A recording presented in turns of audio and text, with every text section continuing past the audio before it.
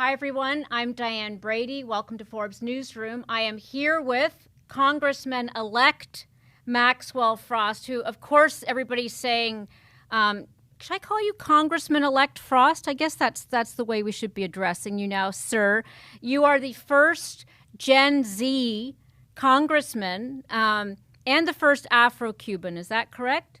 So can I start with that? Like, why does it matter? I mean, what is it about being Gen Z that, that a 27-year-old in the room would be significantly different? Like, do you think are we making too much of this, or? Yeah, well, I think people are just really excited about having, I'm 25, having a 25-year-old in the halls of Congress, it being number one, refreshing to have somebody who has that outlook on life, but also knowing that, our government skews a lot older and we need a Yeah. government that represents the country in terms of race, in terms of economic background, but also in terms of age. I mean, when I think about the timeline of Gen Z, I remember, and I'm the oldest a Gen Zer can be, Right. right? I'm the elder Gen Z.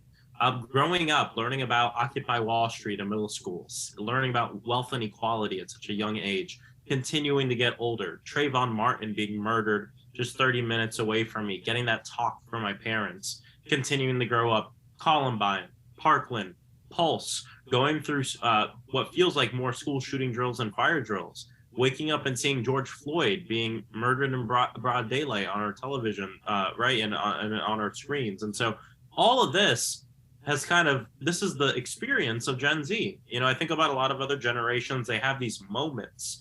For a lot of people, it's the moon landing. For a lot of people, it's post 9/11, how our country came together. I was alive during 9/11, but I do not remember. I don't remember that entire, that's not a significant part of my upbringing for the Yeah. things I experienced. And It's so, when you yeah. when you put it all together like that, it does feel like a shell-shocked generation. Like there's the even the outlook you have on let's start with the capitalism. Is capitalism failed this generation? There certainly seems to be more appetite toward, I'm not going to call it socialism, but a different kind of capitalism. Yeah, I mean, I think what people are recognizing, especially this generation, is they see that there's massive wealth inequality. They see that we live in a country that has a lot of resources, but it's difficult for a lot of people to tap into those resources. And for a lot of the opportunity this country provides, you need the resources to tap into the opportunity in the first place.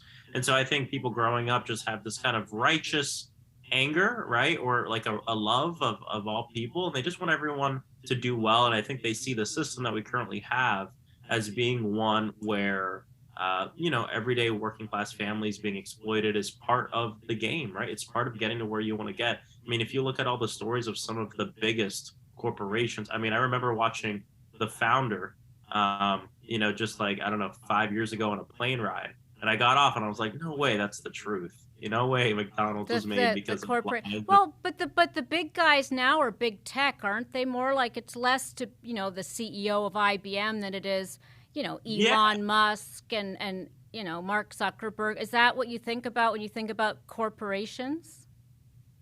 I think there's problems across the board, right? When we get into kind of these larger conglomerates and when we talk about what it means to be a billionaire and how you amass that money and how the way you amass that money, a lot of times there's a lot of exploitation involved with it. Not because you're a bad person, not because you said, I'm going to exploit these workers to get money, but because of the way our systems are built and because of the way, what I always bring up is when we talk about like a livable minimum wage, right? Mm-hmm.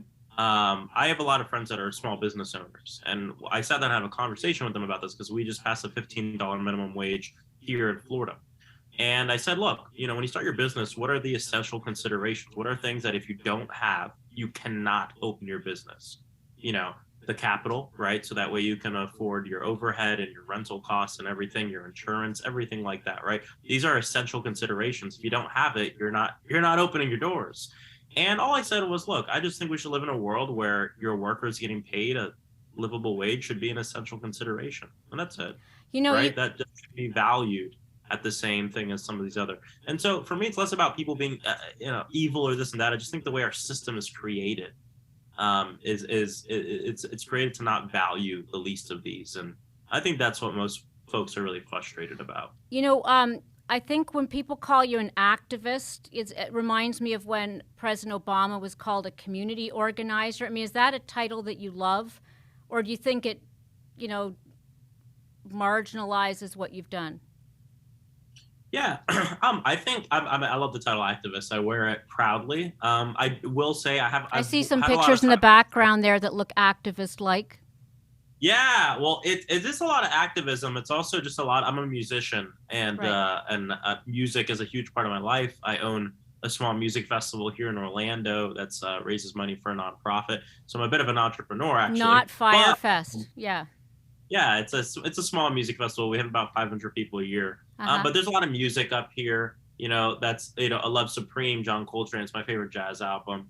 So there's activism. There's just a painting here that I bought at a record store in Charleston because it looked like Wes Anderson. So like either way, my life has been a lot of activism, a lot of organizing, but also a lot of music, live events. That's really Well, just a your huge part of my salsa life. band played in the inauguration. Weren't you sort of one of the acts, so to speak? So, like, first of all, have you had a chance to meet President Obama since that story has filtered out? Has he reached out? Not yet, not yet. What? Maybe in the future. Who has reached out? I mean, you've had a couple of weeks have passed. Tell me a little bit about the outreach, from either fellow people in Congress or others that stands out for you. Yeah, well, President Biden reached out the night of, and that was surreal hearing from the President of the United States. A lot of times you get these caller ID numbers, and you see, I'm getting one right now, no caller ID. You never know. Right? Could be spam, could be, the vice you president. You never know. I learned that the night of my primary election, I kept getting calls with no caller ID, and I found out one of them was the speaker. So you got to answer the no caller ID. So there's a big key right there. Answer the no caller IDs. Worst case, you just hang up the phone. Best case, it's President Biden. Since you're on, you talked about government being a little too old. I don't want to bait you here, but any thoughts for President Biden on whether he should run again, or just how we get more young people into Congress? Yeah. Well, I mean, if the president decides to run again, I will support him. I think, part of the reason we've had such great youth voter turnout is because he's been proposing these ideas that excite young people and that get them out to vote. Over 64% for Democrats, because they believe in the agenda and they like what he's saying, or whether it's canceling student debt or working on the climate crisis or ensuring people have the resources they need. I think it's really important. So if the president runs again, I'm really excited to support him. But I'll also say we still need younger people in government, right? I mean, we still need younger people in leadership as well. But I think all too often we think about that as something that happens overnight, right? Maxwell Frost is in Congress. Boom, we got representation. Let's, this right. and that. You represent an entire generation now, Maxwell. No pressure, right? So. Right. But it's really about building pipelines, right? Right. It shouldn't be, this person's too old. Let's get them out and put someone young in. How do we create a country where the natural pipeline is younger people getting into leadership, and it doesn't seem like it's jarring and it's part of the process? And so that's really what I'm thinking about. How do we institutionalize younger people being involved in our government? I think part of that is electing young people to Congress, city council, county commission, and different things like that. But the last thing I'll say about this is it's not just about, government with young people. We need young people in leadership in many different things, whether it's media, clergy, education, right? And I think all the young people in the, kind of the highest parts of their industry, we're all representing our generation. It's definitely not just me. So let me ask about Florida, because that's a place where, there hasn't been overwhelming support for Democrats. I mean, give us some insight into what's going on there from your perspective, perhaps starting with Governor DeSantis. Yeah, well, what I'll say is this. I mean, our state is definitely, I still believe it's a battleground state. I know we had a really bad night on Tuesday, but the important thing is you have to look at trends and patterns, right? The trends and patterns we've seen over the past 6 years in this state it's still being battleground, right? I mean, Andrew Gillum only lost by 30,000 votes. When we look at these very progressive ballot initiatives. Over 60% of Floridians voted yes on Amendment 4, the ballot referendum to give people with previous felonies the right to vote. Mm-hmm. Over 60% of Floridians said yes to a $15 minimum wage. Over 60% of Floridians said yes to medical marijuana. And so we see a disconnect here. And I think the party, our Florida Democratic Party, has a lot of work to do in revamping the way that we reach out to people and being unafraid to talk about the bold solutions that really excite people and get them excited about government and shows them that government can work for them. Has Governor DeSantis reached out to you the way President Biden did? I know, of course, he doesn't have to, but no, he is not. He is not. We never hear from Governor DeSantis. He doesn't really reach out to constituents like that. That's why I had to, in organizing an activist fashion, had to kind of confront him at an event he had here in Orlando. I don't know if folks have seen the video before, where I pretty much was asking him, Governor, what like pleading almost, what's your plan to end gun violence? This was 2 weeks after the Uvalde shooting. Yeah. And all he said was, nobody wants to hear from you. And then a couple months later, that same district elected me to the United States Congress. So I guess turns out they do want to hear from you. Well, I mean, one question I'm sure a lot of people have is, are you going to join the squad? Has anyone from the squad reached out? Yeah. I mean, I'm building great relationships with, Alexandria Ocasio-Cortez and Ayanna Pressley, someone who helped me a lot in my primary. I'm not really joining, there's no really, it's not about groups for me, if that makes sense. I mean, I am joining the Progressive Caucus, but, I'm going to have different allies in different fights. But I mean, Cori Bush slept on the Capitol steps to ensure that the evictions moratorium was extended so people could stay in their homes. I mean, that's patriotism. That's admirable. And so I'm just excited to work with all these different members of the Democratic Caucus who really bring different perspectives to the table. One question everybody has is when you've got basically the House not being majority Democrat, where do you see the opportunities to get things done, or what are you going to prioritize when you get in? Well, I want to work on all the issues we have: affordable housing, ensuring that we bring down rising costs, universal health care. And I hate to make this left versus right, because my message is really about the people versus the problem, but it's also the world we live in. And, Republican leaders this entire election talked about crime, education, and inflation. And in their first press conferences, after we found out they were going to lead the House, all we hear about is Hunter Biden. So, I mean, we're really just going to have 2 years of investigations on Hunter Biden and Joe Biden and all this. And, it's unfortunate, because I really thought, if they were taking the House to really work on issues, it doesn't really seem like that's the case. But we're still going to do everything we can. It's a slim majority. So, I think there's room to work in a bipartisan way with a lot of these Republicans who are not on this Trump bandwagon and who actually want to work at bringing down rising costs. I want to make sure everyone has health care. I think we need to strengthen Social Security, Medicare, and Medicaid. So there's just a lot of work that needs to be done. So I think there is room for bipartisan work. We obviously have the Senate and the presidency. So any outrageous bills that they pass in the House, it's just not going to see the light of day after the House. But I think there's a lot of room to get, good things done, even when it comes down to the environment. So you're talking to a Canadian about health care. So you won me at hello on that. I feel like I'm going through the roster here, but I cannot ignore the Afro-Cuban part. Yes. Having wanted to go to Cuba and feel like I've been thwarted along the way. What's your view on that? Should that change, or it's complicated, because I know there's a lot of views within the Cuban community here in the U.S. about that.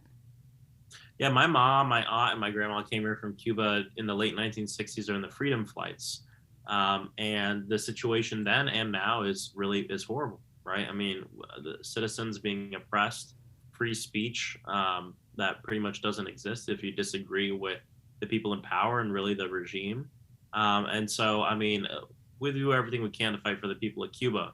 But the other thing, too, is we need to be fighting for the working class people of Cuba, too, the everyday Cubans. And so I think there's just a lot that needs to be done. I am, what we've been doing has not been working. Cubans are still suffering. So is that an argument for engagement, do you think, or to normalize relations? What do you think? Yeah, well, I am for lifting the embargo. I mean, I think the embargo is the reason why Cubans are in the situation they're in solely? No. No, I don't. I don't think it's the only reason. But I think it's one tool, embargoes and sanctions, it's one tool that we've used that hasn't worked. And the most wealthy people in the island that we want to impact are just really giving the burden to the working class Cubans, because they have the resources to weather that storm. And they're going to continue to weather the storm. That's what powerful, rich, powerful elite people do in places like Cuba. So I do think we need to rethink our strategy there. The Cuban people are suffering. It's not just because of the U.S., but I do think we have a part to play in that. And there's a lot more work that needs to be done. So I just have to ask you, you're not in Congress yet, of course, but is it everything you dreamed it would be so far? I mean, I'm curious, what's it like? You get elected. Now you've had some time. I mean, what's surprised you about this whole, give us some highlights, because you're living a life that we don't get to lead. Well, it has been months ago, I said, right after Election Day, I'm going to go on vacation for a week or two. And Disney World. No. Yeah, that weekend I had to be in D.C. for week one of orientation. Orientation's like 7:30, 8 a.m. to 11 p.m. every night, every day.